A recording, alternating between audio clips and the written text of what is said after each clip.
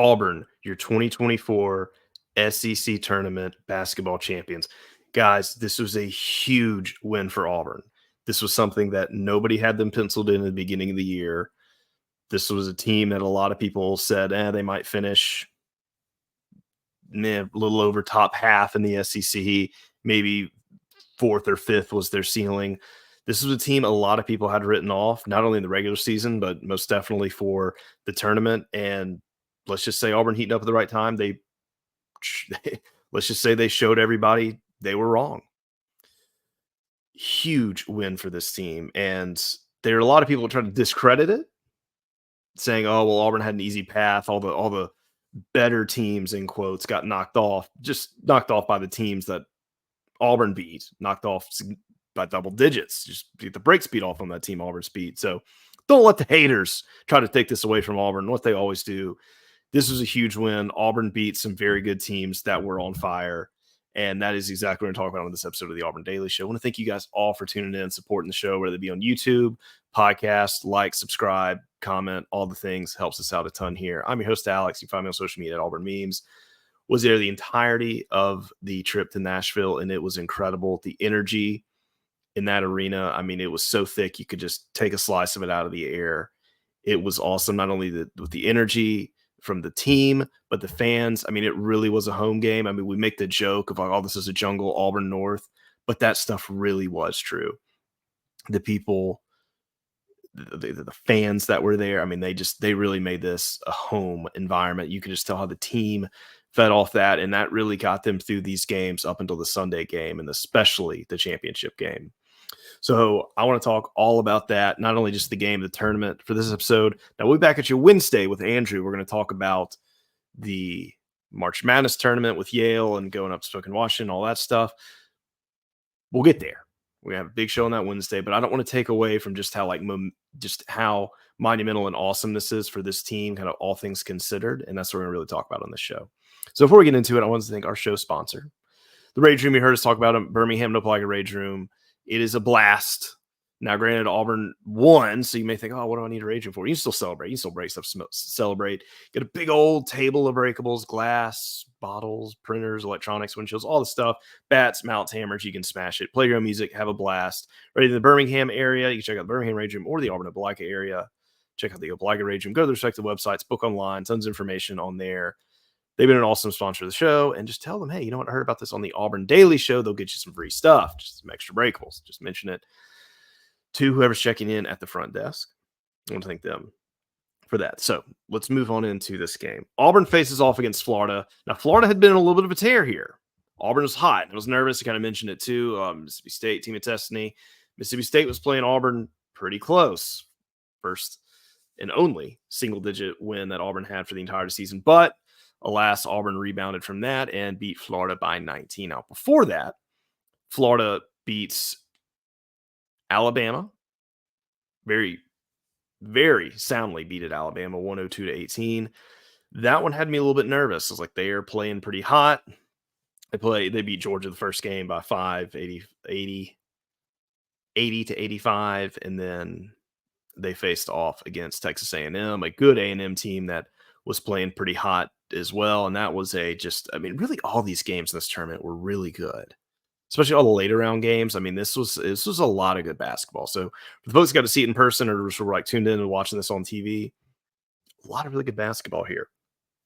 The point of it being is that this Florida team was playing hot. Now, that does leave the question saying the number of games they had played to get in here, were they just a little bit tired? And that is definitely something to consider, because that extra game playing there that many days, that A&M team too that they played the day before, very physical team. Now Mississippi State was as well. So I think it was kind of easy to say that it took a little bit of teams a few minutes to kind of get in their groove. I mean, they were playing at that noon tip off earlier by basketball standards for sure, especially for the guys who don't know what their schedule was the night before, how late they were up, scouting, game prep, all that. So probably been a little bit more fresh at 2:00, maybe same deal could be said for the fans. I know, especially myself and other fans up there, it's just like, oh, we're going for another one. It was definitely an exhausting trip, and it was just nonstop in the best way possible. And we also went up there to check out gymnastics. Saturday night. So we were going, doing a lot of Auburn coverage while up in Nashville. But for this game, everybody remembers it started out. Auburn took a pretty nice lead. I think it was 7-2. Then, of course, their center, Micah, and I don't want to mess up his last name here. I think it is Henlogton. If I didn't get that right, I apologize.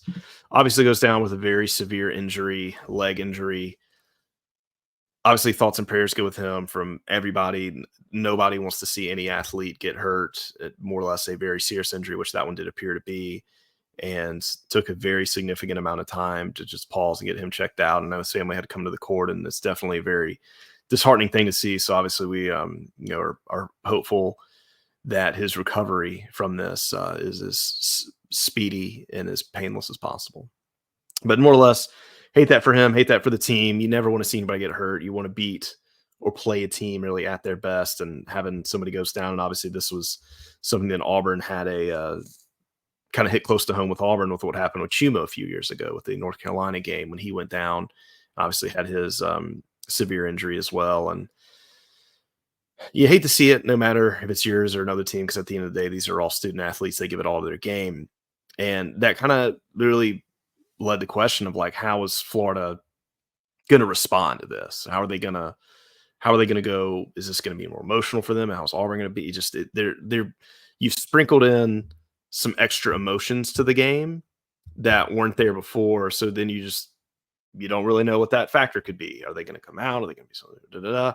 Now, as far as a production standpoint, obviously it's your starting big man, so you got to kind of wonder how that's going to look. How it's going to face up with Broome. He had been averaging about 5.5 points for the season. I think last time he played Auburn, he had 4 points. So from a point standpoint, not a big man that puts it up on the points, but definitely a defensive factor. I think last time he played Auburn, he had I want to say it was either 5 or 8. I can't remember the number off the top of my head. A decent amount of blocks, though. So he was definitely when they played Auburn in Gainesville, he was a factor defensively. Like I said, didn't get a ton of points. I think he'd been averaging somewhere in the 20s on minutes. I think last time we played Auburn, he might have 28, 25, 28. I'm getting my 8s and 5s confused this episode. Played a lot of minutes. They had their backup man in there. It did not seem like, had he played this entirety of the game, that the results would have been any different, considering it was a 19-point game. So don't know if that would have been a factor had he stayed healthy or not. It definitely changes Florida's game plan a lot, but just, unfortunately, that is just the nature of the sport, that these things happen. We hate they happen, and just you have to be ready to pivot all the same. So Auburn kept Florida. I want to say they kept them under 10 points until almost 10 minutes into the game. So Auburn was keeping it low scoring. They definitely did their job keeping it pretty. I think I even said it about how this team had been just bam, bam, bam with points. Very high shooting team. And I think to keep them to 67, very impressive to do, because this team has been doing it very well all season, especially as of late, though. That's the key here. So Ken Palm's adjusted offense for Florida is 14th. Defense is 83. So this is definitely an offensive firepower team as opposed to defensive. The point being, I'm just going to look this up here as we go live. That is the last time that Florida had scored points that low was against Texas A&M. And that was on, wish they would have a date for this game. That's why I look. Drum roll, February 3rd. So it had been nearly a month and a half since Florida had been kept in the 60s. This is a high scoring team. So that is a huge, the defense traveled. And then before that, when they played Tennessee, probably a few weeks before, and then it does not look like any other time for this season. So this is one of 3 games that Florida has been held in the 60s all season. So that in itself is a very impressive feat that Auburn had. And then they did what they needed to on offense. Not that Florida's a bad defensive team by any stretch of the imagination, just offense is their strength. And you saw that with Alabama. I mean, they put over 100 on Alabama twice. Not that Alabama's a great defensive team necessarily, but still, if you can put on 100, if you're doing that regularly, that's a scary thing to face off against. This could have been a shootout of a game. Obviously, if they'd done that against Auburn, it would have been bad. Would have been bad news bears there. But that defense, if you can scale that defense, if that defense will travel with you, A lot of the haters said, "Oh, Auburn can't do this away from home." Shout out South Carolina. Well, guess what? They did it away from home. And let's look here. 19-point victory. Auburn goes into half with a nice cushion lead, and you never know because, like I said, Florida had come back against A&M. That game was going back and forth, and I kind of said that on the recap show of the Mississippi State game. I said, no lead. I mean, nothing would surprise me, but no lead is safe with this Florida team. This would be one that like it could easily come down to the wire. Don't unless you're just up by just an absurd amount of points. Do not just rest on that at all. And Auburn came out up by 8 in the second half. And then what do you know? You blink, a few minutes go by, and then this is a 1-point game. And I might have had my stomach sinking a little bit at this point. I'm sure a lot of other people did. It's like, this is just how it happens. They're going to get hot. They're going to get the few fans they did have there going to get into it. And props to them. I mean, they weren't a lot of Florida fans, but the ones that they were just screaming their heads off in those few moments that they did have a chance to do that. And it was just like, is this? You had the Auburn fan, you had the PTSD coming back. This is the heartbreak. This is what it's like. Auburn gets it, like I said, Florida gets it within 1-point game, and it kind of sits there for a little bit. It was kind of nerve-wracking. It was like the longest. Let's see how long it stayed that way. It was almost 2 minutes of game time that it was just 1-point game, and that felt like a freaking eternity. And that is, neither team was hitting it. It's rebounds and one made any points. And it was just like, all right, which team is going to take this? Because we're at a crossroads here. There's about 15 minutes of game time left. Some team's going to take this thing and run away with it. And if it's going to be Florida, this is really going to stink. And here we come. And now I got to shout out. This is I was leading up to this episode for this moment. Here comes Mr. Reliable, Mr. Steady, Mr. Efficiency, Chris Moore. Now, Chris Moore had gotten a lot of flack really throughout his career, but especially this past season, some of last season, for, we need to upgrade the position to the 3. He's not any good. He's this, he's that. Unfair. I've always been a Chris Moore defender. And also, too, I think the coaches have a pretty good gauge of this roster and who needs to be playing what minutes. The rotations are very good. And I had always said on Chris Moore's, my defense of Chris Moore, because it was statistically accurate. It was game eye test accurate. Chris Moore had always been a very efficient player. And the stats backed that up last season until he hurt his shoulder in that Ole Miss game. And then those statistics did drop, but also, too, he was hurt. It made sense. He did play through a lot of that. And I've mentioned this numerous times on the show, but in the March Madness game against Iowa, you could tell, I think it was Iowa or Houston, I think it was Iowa, he just grabs that hurt shoulder and just let out a bellow pain. So you obviously knew that for the weeks prior to that, between the Ole Miss game and that March Madness game, and that shoulder was not at 100%. But Chris Moore had always done really well with shot selection. He get a lot of points, but getting efficient points. His plus minus was always good before that. And this year, that definitely kind of dropped off. You hadn't seen as much of that. Now, Chris was not the guy that was turning the ball over. He was not the guy who was taking a lot of bad shots. Very steady defensively. Just wasn't a huge factor kind of either way. Definitely much more defensively than offensively, but wasn't a liability either. Kind of a similar play to what Zepp would do. Wouldn't light it up offensively, but was still a very steady body and a problem, and just consistently knew the assignment at all times when he was on the court. So it's kind of a very thankless deal, but obviously from a coaching standpoint, that's very important. Well, what does Chris Moore do here? He does that. He shows he's been a part of this team. He knows the system. He's that guy. Does not miss a shot in this SEC tournament. 100% all the games he had very good points and very key points. So let's just say this here. The game is 44-45. Chris Moore gets the steal. Chris Moore gets the layup, puts Auburn up by 2. Okay? And then what happens? Then what happens after that? Jalen gets a rebound, gets it to Trey. Sorry, Jalen gets the rebound. They get it down. Trey hits Dylan, I think, assisted Trey for that one. Sorry, I got that one mixed up. Trey hits the 3-pointer. And then right after that, Trey gets a steal, gets it to Denver, dunk. And that all happened within about a 15-second sequence. So Chris Moore kind of started that spark where you had just nothing for 2 minutes. And then Chris Moore gets his points. A few series go back and forth. And then Trey makes a 3. Denver hits the dunk. And then it was just foot on the gas for Auburn. When Trey hits another 3, Denver gets another layup. And then from there on, it's just everything was going Auburn's way.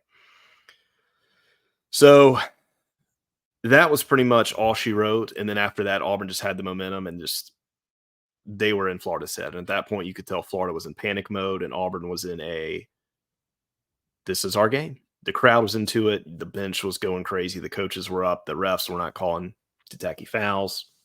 But Pat Adams was reffing that game. You kind of know how that goes. But Auburn, just everybody did not. It was just, you kind of look at who had a bag. Everybody was on. They were in Florida's head. And obviously, it became very emotional in a good way for Auburn and a bad way for Florida. And Auburn at that point had spaced it to 10 plus, 12 plus, and then just started getting higher in the teens. And then it was just kind of at that point, just kind of playing with free money. The walk-ons get to get in there. Auburn closes out the game. And the thing that you could really tell from this one is, one, is they kept their composure. The coaches were very good with the rotation. They were very good at keeping guys out of foul trouble. Still not the best at kind of defending some of those transition shots. Now, granted, I think it's better from the entirety of the game to just let somebody get a transition layup than get the foul, especially if it's one of the bigs, Janai specifically. Dylan did great defending under the rim. Dylan had also some just key energy shots as well, just to keep the crowd and the team just dialed up to 100. Now, I will say this here. The unnecessarily but awesome play of that game was when Chaney Johnson just got that block like toward the very end. That was just the points like wouldn't have mattered. Maybe it would have been a 68-86 game. Chaney gets to there, does the just massivest of hustle plays ever. I mean, about could have broken the glass off that rim and just throws, just the roof explodes off that arena.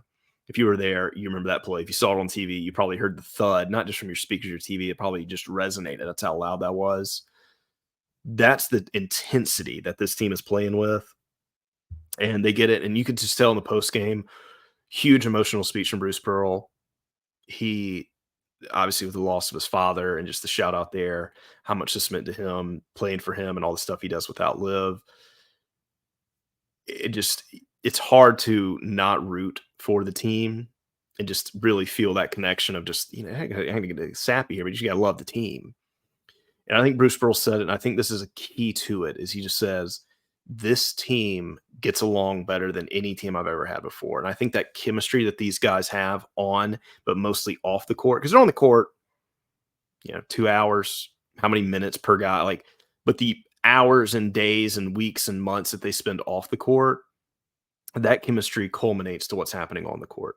And for them to have that so strong and so locked down, I think that's what you're seeing. And that as these guys have gotten to know each other since last fall, since a lot of this team transferred in, and you're just seeing how dialed in, you're seeing guys high five, you're seeing guys hug, you know that these connections are genuine. You know that these guys are brothers through and through on the court, ride or die for each other no matter what. And then when you have that, and you also have that seniority, you're not having, there's not a just massive star-studded top lottery pick talent on this team. This isn't like what it was with Walker and Jabari, where it's like, it's going to be a top 1, 2, or 3. What pick is he going to be? This isn't your NBA loaded team. This is your very, very talented, very good collegiate team, senior loaded, experienced, battle ridden team. And you saw that last year with San Diego State. That was just loaded with seniors in the run they were able to make. You saw that even too a few years prior was, much hate to shout him out, with Alabama led by Herb Jones, a guy that, don't ever want to give any love to Alabama, but he is kind of that quintessential guy who's just like really, really star-studded, decorated, experienced, battle-proven collegiate player. And those are the type of guys that have the experience and also the chemistry with their team that are poised to make runs in March, especially when they are heating up. Now we go to Ken Palm. Auburn is now, as of today's ranking, they are 10th in adjusted offense and 4th in defense. So Auburn, in the 4th overall in Ken Palm. Auburn is playing on fire. Now it's a little ridiculous as you look at all these advanced stats. You look at the pedigree and the resume as a whole. You're looking at all 1 seed, one seed for the top 3 in Ken Palm, 4 seed. Then it's 2 seed, 4 seed, 1 seed, 3 seed. Or, you're kind of scratching your head and you're like, okay, well, that doesn't make any sense. Why is there this massive disparity? That will be a conversation we have for another episode because I know everybody's thinking it. We're not going to talk about the ridiculousness of the seating here because, like I said, we're going to take a moment to just bask in how awesome is they got this championship. A lot of people didn't think it would happen. They were not a favorite for this, at least going into the tournament. I mean, even there were even people before, Tennessee or Kentucky or Alabama. Maybe Auburn will make it to the finals, but they'll lose to Alabama or Kentucky, whoever it may be. Or will it be a Cinderella team like an A&M or Mississippi State? There was not a lot of talk that Auburn would be the team to do this. Not only did they in a commanding way. I mean, the only single-digit win you had was against Mississippi State. Of course, like I said, they had you're seeing a lot of Bama fans. Oh, they had the easiest run ever. I said you can't say a team had the easiest run ever that dropped 100 on you twice. And what A&M and Mississippi State did to Kentucky and Tennessee, respectively, it wasn't like they lucked out of those wins. All these teams beat the brakes off of the teams they played prior. Like, this was not a unearned SEC championship. Don't let the haters try to define that it wasn't. But back to the team and the celebration, you could just tell how much it meant to them, just how genuinely happy they were.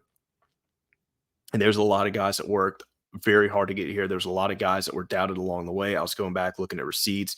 You're seeing about all this. Oh, look at the teams. I got the graphic here from one of these accounts. I think it was On3 that did it. It was about teams who won big in the transfer portal. You had Alabama, you had Arkansas, you had LSU, you had a few other non-con teams that really didn't win in the transfer portal, respectively. And then you kind of had Auburn's class. It was like, oh, well, they kind of got the table scraps here. They got a JUCO kid, they got a D2 kid, they got Auburn didn't really do it. Well, look at how those guys are playing, one, because they were evaluated very well and they were coached very well and they were diamonds in the rough, and that is Bruce Pearl's bread and butter. You look at Cheney, you look at CBM, you look at Denver and how they're all playing right now, how they're continually getting better and better and hitting their ceilings. Take that transfer class against some of the best of them. Everybody came to this tournament talking about, Dalton Connect. What did he do? That didn't do great. Look at what these guys did. And then just the team balance of it. No one really played poorly.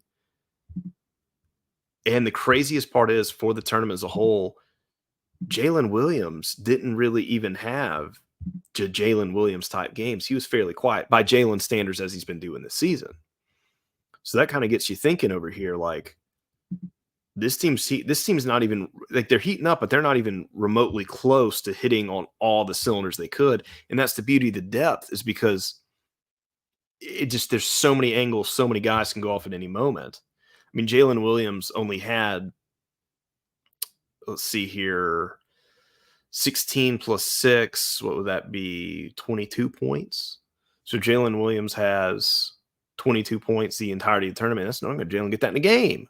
So he had 3 against South Carolina, he had 13 against Mississippi State, and 6 against Florida. Statistically, he did well. But Jalen, has the ability to do it, and he didn't even need to. So he did Jalen Williams. And KD was kind of fairly quiet, respectively. Very good on defense, though. But the key is the guys did what they needed to do to win and win effectively. Broome is still just being Broome. CBM doing his thing. Now, Denver heating up, and we've been saying it. That's the kicker here. Denver getting hot makes me excited. I think it makes us all excited. He's getting his 3-shot back. And the fun part, too, about this is the threes that the team is making. Now, they shot 32%, or actually a little bit better than that. Florida's a fast team, though. So, they were not just letting Auburn get any wide open shots. Now, the interesting part is the first part of the game when it seems a little bit slower. Auburn was getting some good looks, just stuff wasn't dropping. And it was funny because I overheard a Florida fan talking about how, and this is when Florida was still in the single digits for nearly 10 minutes, about how this, in quotes, Auburn team doesn't look like a top 10 Ken Palm team, offensive and defensive. I was like, you're almost got Auburn was beating you by twice what you've scored. You're still in the single digits. 10 minutes have been played, and you're saying this? And you're continuing to say this as this game does its disparity, where it was only close for maybe 4 minutes in the second half after the beginning of the game. Wild take. So, but the good thing here is that you're seeing the threes come through. Now, Janai hadn't hit his threes, so that's another thing that not hitting, because he was on fire with those. He hit a ton of them this tournament. So if that heats up too, oh boy, it'll be fun times. But the good thing here is you see the threes. You're not seeing 1 or 2 players hitting all the threes.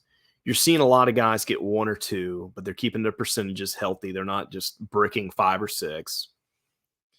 You're seeing CBM get 1. You're seeing Denver get 1. You're seeing Aiden get 1. You're seeing Trey over there get 2. It's spread out, so you don't really know who you need to defend where, and that's been very helpful because they're able to kick the ball out, so you don't know, all right, am I going to go out and am I going to get him? Is he going to dump it down low to Janai or Jalen or Cheney? I mean, if they can just keep up that balance of scoring really at will from anywhere with everybody, so this is going to be a very, very hard team to defend and count and stop because, one, they can all do it from anywhere, and they're all staying very fresh. And we will kind of break down who's got what coming up in March. I think most people feel that this is mostly going to be probably a showdown if all goes as chalk. And you can never know. It is March Madness, but if all goes chalk, that the deciding game here between Team of Destiny or just sadness, tears, will be that UConn game in the Sweet 16. Well, granted, if Auburn makes a Sweet 16, that is still a season. I mean, Sweet 16 with an SEC tournament championship, and you're, I think, the runner-up in the SEC regular season. It's a season you can definitely hang your hat on and feel good about it, especially if you lost Sweet 16 to the top-seeded team in the country. We'll talk about it later. And then if they beat UConn, then we're having a different conversation here. But the team is they're all playing very well. They have responded. The way this team has responded from that Kentucky loss has been fantastic. Like I said, even though they had the loss to Tennessee afterward, they still played a heck of a game against them, and that was obviously a hostile environment on the road. From here on out, there's no more away games. They're all neutral. Everybody's playing with the same set of cards here, so it'll be quite something. Now, the one thing that does kind of stink here is if Auburn does inevitably play UConn in the Sweet 16, if all goes to chalk there and they do take care of Yale and or UAB / San Diego State, that will be in Boston, which is decent, a little bit closer to UConn than it is Auburn. But you know what? Auburn fans got to travel. They got to take care of business, and it's March Madness. You take the punches. Every game's tough, especially when you get that far into it, and that makes this one of the most exciting postseasons ever. Guys, buckle up. It is going to be a blast. We are going to be there for every step of the way covering this thing. And, of course, make sure to get your Plains coffee. What do they say? We sleep in May. Well, guess what? You're going to need to stay up for March and beginning part of April. Run coming. Get your Plains coffee. Discount code Auburn for 10% off, shipped right to you. The freshest coffee, ground no more than 24 hours before it ships to you. Tons of flavors and some teas. You're in a coffee drinker. Want to shout them out also for thinking of the show. That's going to wrap us all up. Auburn is your 2024 SEC tournament champions. That was right there. You see, got my directions wrong. Right here. Third time's a charm. That's what I talk about. There's only one subject matter here. SEC champs. Said we'll be back at you Wednesday with the March Madness preview show. We'll talk about the bracketing, the seeding, the projections, all the things with Andrew. We're going to be buckled up into this thing and still deciding if we're going to make it to Spokane or not. So I hope we can. Hope we'll be there for every game of this, covering it for you guys. Thank you all for being the best part of the Auburn Daily Show. Please subscribe, help support the show with all that. And thank you guys for tuning in. We'll be at you again next time.